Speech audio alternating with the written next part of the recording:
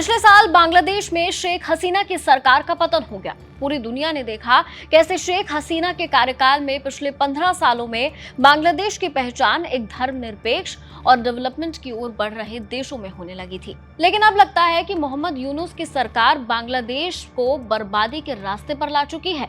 बांग्लादेश में अब शरिया कानून लागू होने जा रहा है, ठीक उसी तरह जैसे अफगानिस्तान में तालिबान सरकार ने किया है।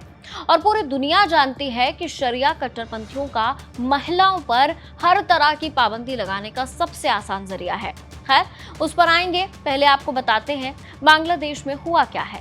दरअसल कट्टर इस्लामिक संगठन जमात चार मुनाई के प्रमुख मुफ्ती सैयद मोहम्मद फैजुल करीम ने खुलेआम घोषणा की है कि देश में तालिबान के मॉडल को अपनाया जाएगा। उनका कहना है कि अगर उनकी पार्टी सत्ता में आती है तो देश में शरिया कानून लागू किया जाएगा।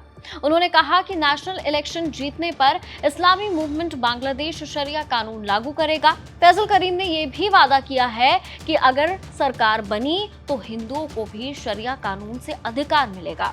पिछले कुछ समय में बांग्लादेश से ऐसी कई खबरें आई जहां हिंदुओं को प्रताड़ित किया गया, उनके घर जलाए गए, इस्कॉन मंदिर में आग तक लगा दी गई और अब बांग्लादेश में शरिया कानून लाने का दावा किया जा रहा है।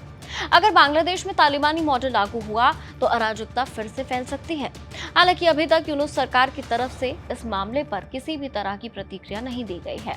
आपको बता दें, 5 अगस्त को अपदस्थ प्रधानमंत्री शेख हसीना की सरकार गिर गई थी। शेख हसीना ने भारत में शरण ली थी। इसके बाद बांग्लादेश के हालात काफी ज्यादा खराब हो गए थे। अब बांग्लादेश में इस्लामिक कट्टरपंथी ताकतें और भी ज्यादा बुलंद हो रही हैं।